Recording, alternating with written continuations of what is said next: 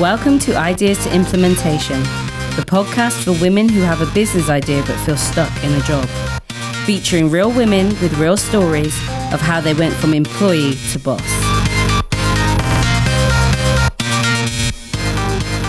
My guest today is entrepreneur and business owner Zoe O'Sullivan. Nice to meet you, Zoe, and thanks for coming on to chat today.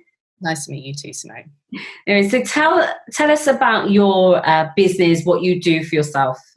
Okay, so about 2 years ago, back in 2018, I decided that I wanted to set up a business of my own because I'd worked for other people as a consultant and in businesses, and I just felt it was time to have something that was my passion project. And so I decided that after having some very good experiences with trialling within our own family and friends, CBD oil, also known as cannabis oil, that we would start to import it from Holland after doing lots of research. And this is before it became the big thing it is today. It was very, very early days for the industry. We decided that would be a good route for us. And so we got in just at the right time, I think. And now everyone seems to know what it is, which is really helpful. Yeah, no, definitely. So what were you doing before? Tell us a bit about that. So you're employed to do. Yeah, so back in 2008,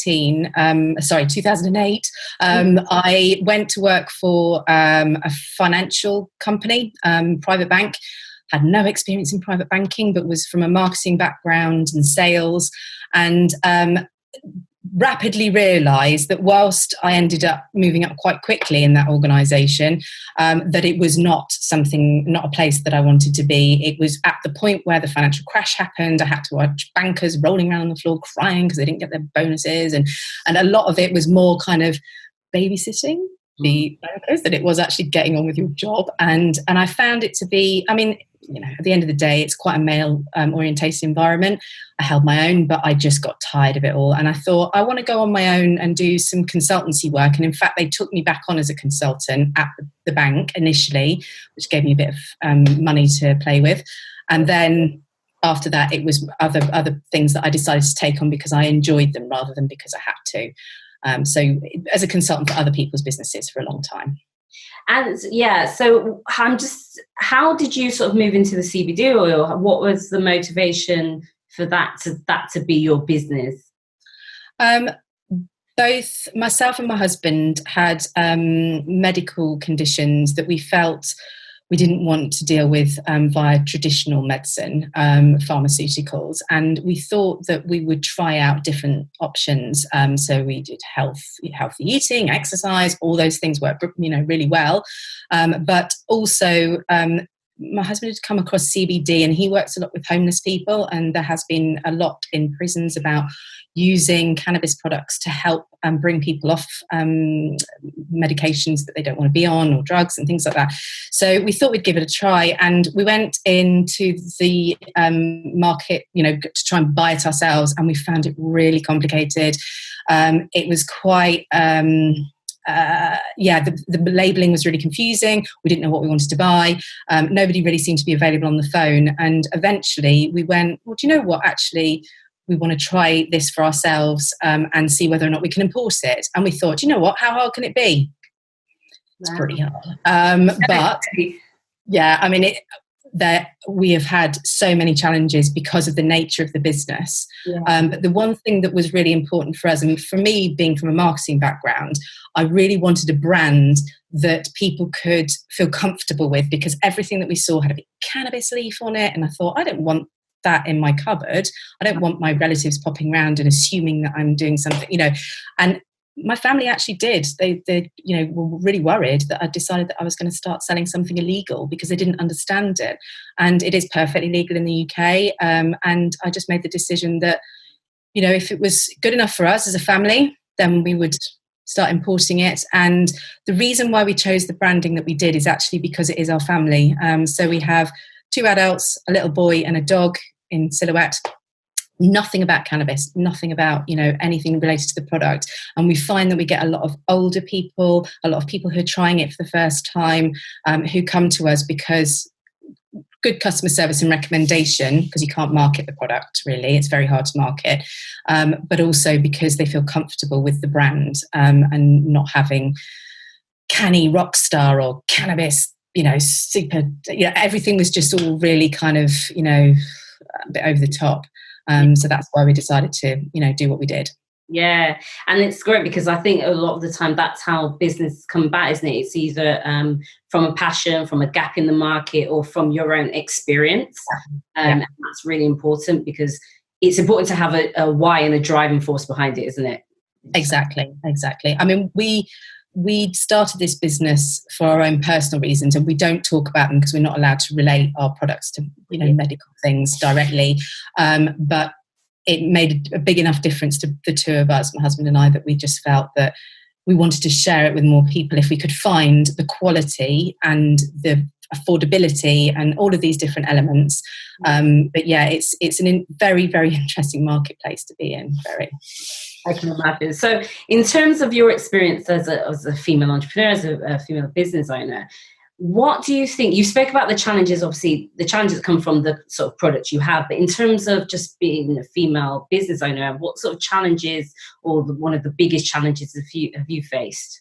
I think because this is still a family-run business, and because most of it is done by me, it's great to be the person who makes all the decisions, but it's also slightly terrifying, because you do feel like all the bucks stop with you. And the other thing is, I mean, every woman says it if they've got children, juggling the family life and making sure. But the good thing about this business is you can work it around, and you can put as much into it. You can pull back a bit. It's not like you have to be on it every day.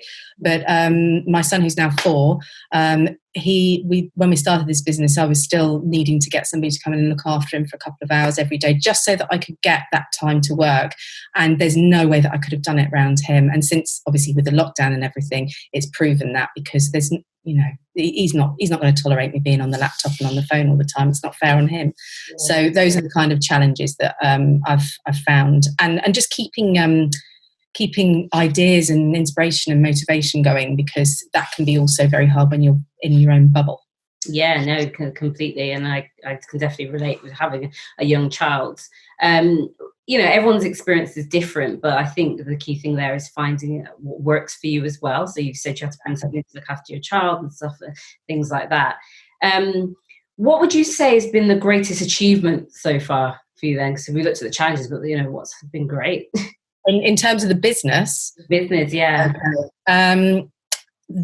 There was a point at which, and if you don't know the market very well, you won't know that this process is happening now. But a year after we opened, Islington Council came to us and said, we'd like you to stop trading. And we were like, why? It's perfectly legal. What's the problem? And it turns out that the Food Standards Agency, because it's a food, not a health supplement, CBD, had decided that they were going to change the legal standing of CBD to a novel food, which means you have to have a license for it. And at that point, nobody in the industry knew anything about it. Even our trading body, the Cannabis Trade Association, said, rubbish, they don't know what they're talking about. But that was a really trying time, because I thought we were going to lose everything. I thought we were going to have to close down. They gave us a notice that said, if you trade at all, you're going to be taken to court. And we got a really amazing lawyer who worked pro bono, because he was so fascinated with our case. And thankfully, he got us to a point where we could trade again. But the weird upside of that is that we've been invited to loads of conferences to talk about our experiences, because now everyone else is having to go through this process. Yeah. So whilst it was terrifying at the time, and we thought we'd never, I really thought there's no way on earth that we're going to be able to open. They dumped it on us just before Christmas. So we couldn't even, communicate with them to carry on trading. We had to tell our customers, that we were unable to get supply of product, because we didn't want to say that, not because we were wanting to we want to be as transparent and as positive as possible. But the thing is, that would have made people nervous. And actually afterwards, we explained it to our customers, and they were like, oh, that's awful. great that you got through it, though. Thankfully, we can still get your product. So we've always been open about it, but at that point it was so stressful. And now I look back and I just think, I can't believe that we go to really big conferences and they ask us to speak, which is nerve-wracking because it's not something I'm naturally great at. But it's good to be on stage with my husband and chatting about it and just, sharing our experiences. And that's really important then, isn't it? So whilst it's getting through the challenges and the learning points and thinking, okay, well, I guess when you're in a challenge at the time, you're not thinking, well, how can I use this in the future? But taking every experience and learning from it and using it to your advantage once you're through it and helping others. Yeah. And it is lovely to get, we get calls quite a lot from people who are trying to become CBD suppliers, or they want to create a new product. And I don't know why we get so many calls, probably because people have recommended us. And I always give everybody as much advice as possible, because whilst they probably might end up being a competitor, this is a marketplace where there's lots of room. If you're good, people will stick with you. You've got to trust the fact that your customers, are going to appreciate the fact that you're always on the end of the phone and you're always available to speak to them. And so I don't see it as I'm just going to let them get on with it and make their own mistakes. I've told them where we really had big problems, as in opening a bank account or using payment systems, because it's impossible, even though it's legal, to use any of those, because they still see it as a cannabis-based legal product. So you can't use PayPal, you can't advertise on Facebook. All the traditional marketing things that I used to do, none of it. You can't use any of it. Wow. And so how do you, balance that in terms of getting the word out there and things like that? Because there may be women listening who might not go into your field, but in terms of something less traditional, or business idea that's less traditional, how do you still market, get yourself out there and grow your business? So very early on, a very fortuitous thing happened, in that, not that it was fortuitous for my son, because he was having a few issues with food tolerance and things like that. So we went to see an osteopath, and it turns out that she was a kinesiologist, which is a mixture of Western medicine and Western physiology and Eastern medicine. And she, really lovely lady, did all these things. We thought she was a wizard. She was amazing. And then I started to look into it more, and we thought, well, actually, if we can't say anything about our products, which we can't talk about what they do, the benefits, what it's used for. You can't do that if you're legally working within the constraints of the FSA and the MHRA. Then what can we do? So we went to the practitioners, and we actually got one of the large associations to test out our product against some of the leading ones. They decided it was the better one that they chose, and then they could promote it out to their clients. So whilst that is not something that every business could do, what we found was, who is it that can amplify our message on our behalf that we can't do ourselves? And now all these practitioners test our products on their clients, and then those clients go away and tell other people. And as long as we are, available on the phone, talk to people, always got good customer service, it grows. It won't grow quickly, but it's patience and knowing and trusting that as long as you always keep really excellent customer service, that people will stay with you. And even the ones that go away, I've had people come back again and say, we tried some awful rubbish. But yeah, that's the key thing. And the other thing is making sure that you get as many testimonials and as many, because our Trustpilot rating is our absolute key thing. So when you open up the website, you can see that we've got a 9.8 out of 10 or whatever it is now, 4.9 out of 5. And that just gives people the sense of trust and confidence in the product. So yeah, well, it's not applicable to every type of business. I think it's finding that niche group of people that can help you amplify your message. Brilliant advice there. No, I think that's really key. It's not being afraid to go out and speak to people, isn't it, about what you do? I mean, and also just I remember when we did send off our products to this association, and they were very sort of like, yes, we're going to try out a number of different products. And one of them was the biggest on the market then. And we just thought, I just thought maybe we'll maybe. And when they told us that we were, and we've spoken at their conference twice now, they invited us back to do a whole talk on CBD, and it was phenomenal. And I think it's just just trying again and again, just to try and find that niche, find that opportunity. And if you believe in your products enough, which we really did, I mean, we tried everything. We've tried all the different products on the market, and that's why we decided to import our own. So yeah, it's just keeping the faith, as it were. Yeah. No, definitely. And I think that's a key bit of advice there about, because it comes back to your resilience, your confidence, and not being afraid of no's, because then you may get some no's. I'm sure maybe you have, but how do you keep bouncing back from that? I used to work in sales, so that helps. In event management, funnily enough. So I know that I've got my background in event management. Yeah. So, I worked in event management sales, selling stand space for a long time, and got a lot of no's. And somebody actually said to me, the phone is like a fruit machine. The more times you play it, the more likely you might end up with a yes. So they just said the more calls you make, the more time that you spend on it, the more that you believe in it. And I think also just being genuine. I mean, a lot of the stuff that I had to sell and did sell, I didn't really feel very passionate about. You can do that. But if you really come across in a genuine way and you find those people that can just be those advocates for you, that's the way that we found builds it gradually. I mean, we're not going to suddenly become a massive one in the market that's for sale in boots. But we're getting there. We're being seen as one of the bigger ones now, which is good. Brilliant. No, I think that's amazing. In terms of running your own business, what do you wish someone told you before? One bit of advice before you launched that?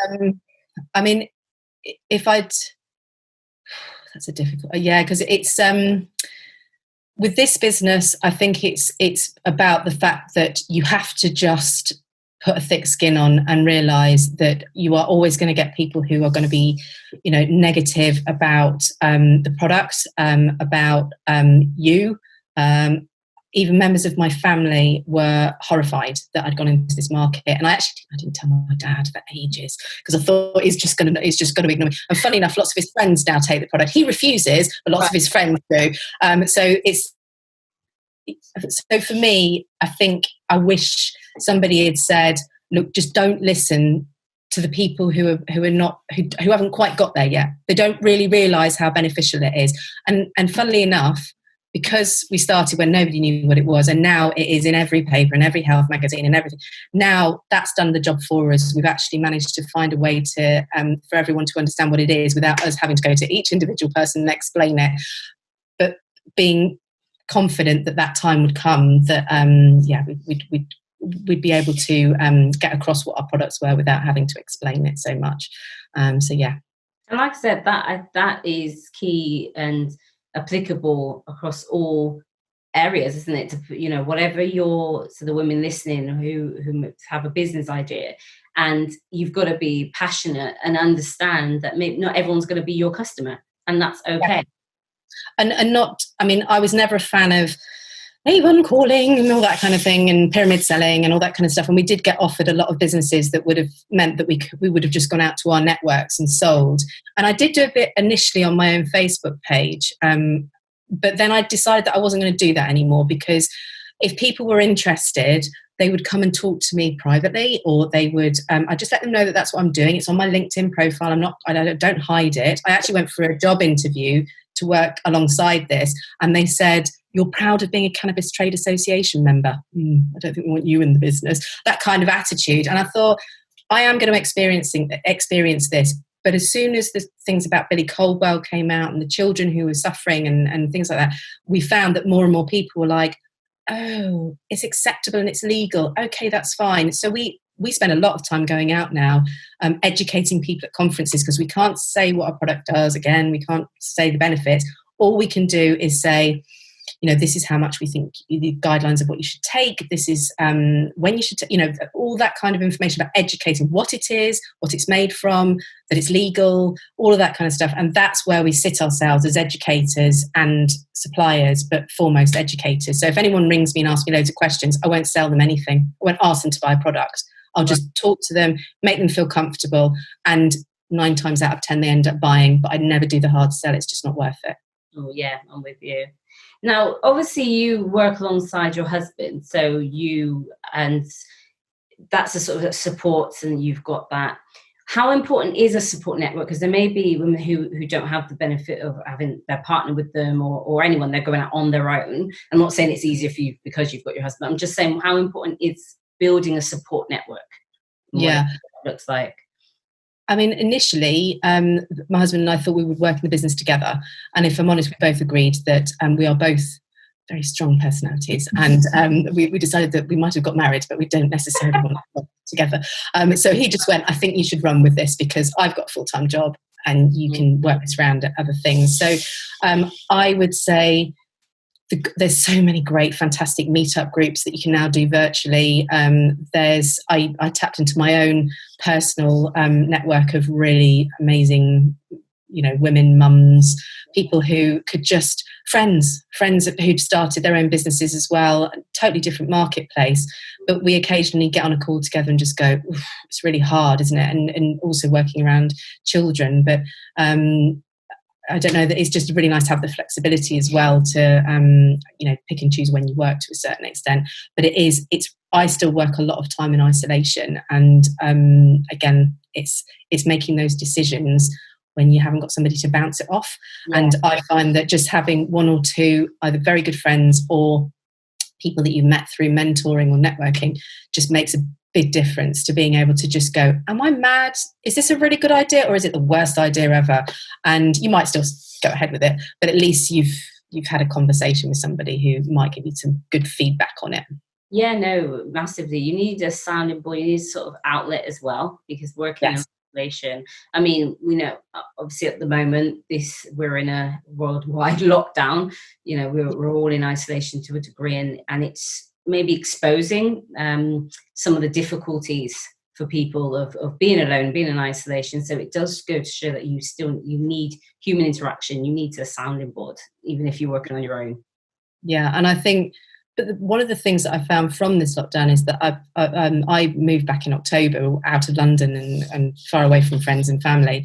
And I've realised that I actually probably speak to them more now, even though it's on a virtual call, than I would have probably done. I wouldn't have just called them up on the phone. I mean, does anyone do? I mean, I just got out the habit. I never do that anymore.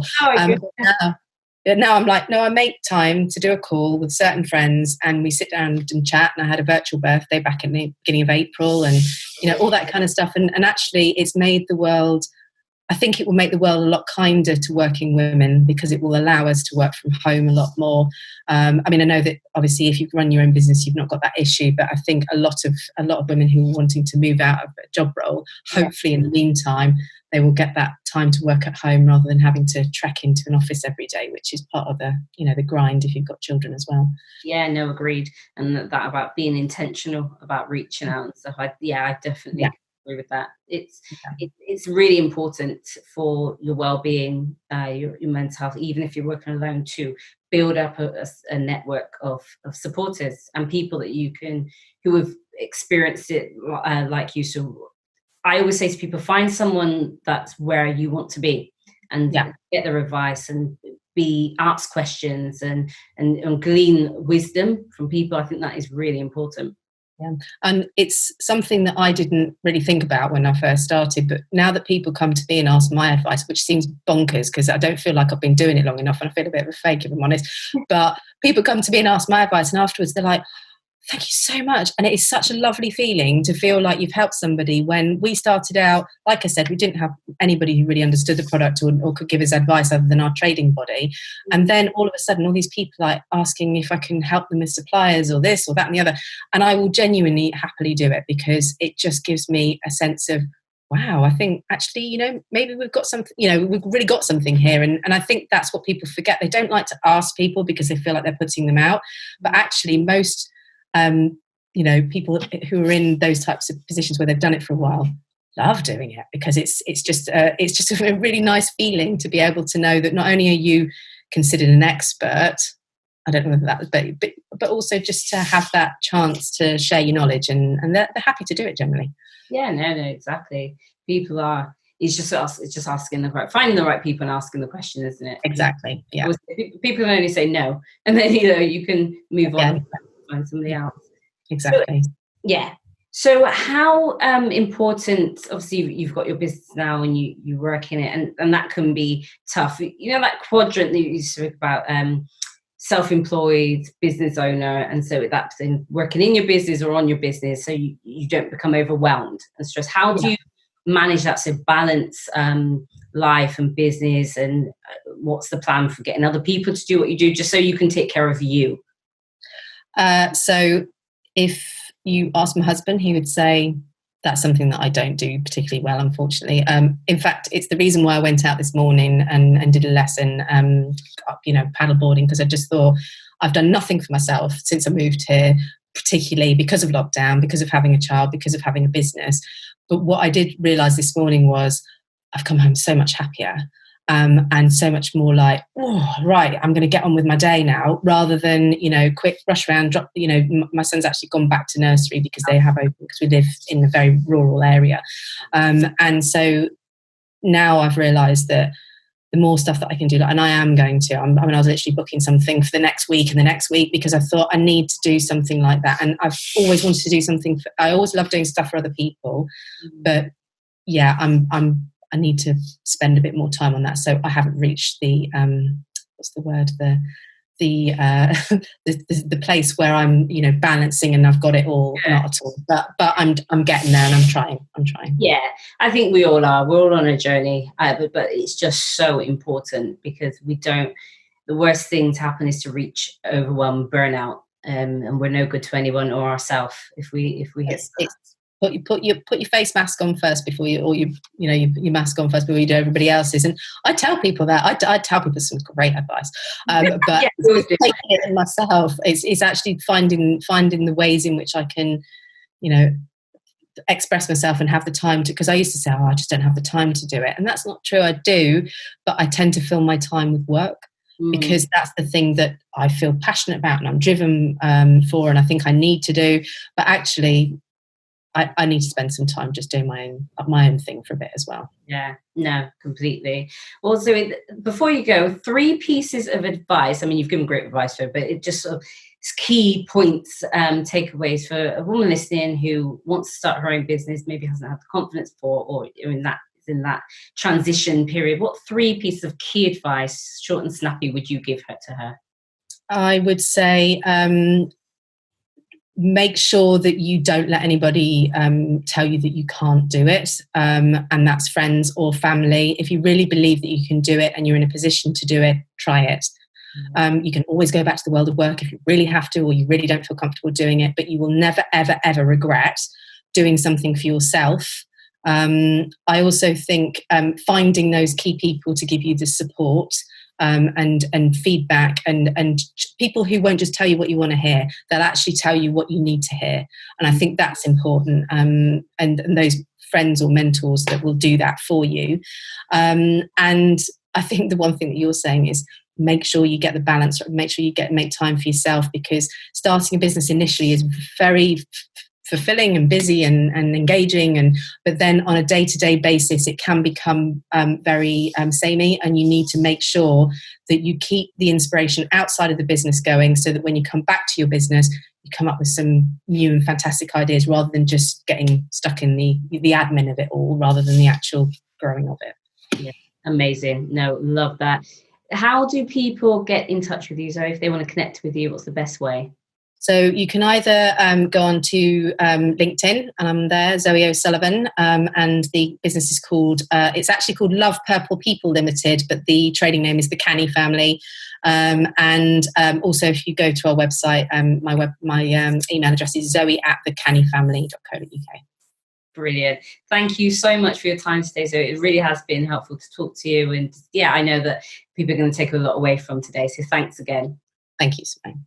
Thank you for listening to Ideas to Implementation. Please don't forget to like, comment, share and subscribe so you never miss an episode. Until next time.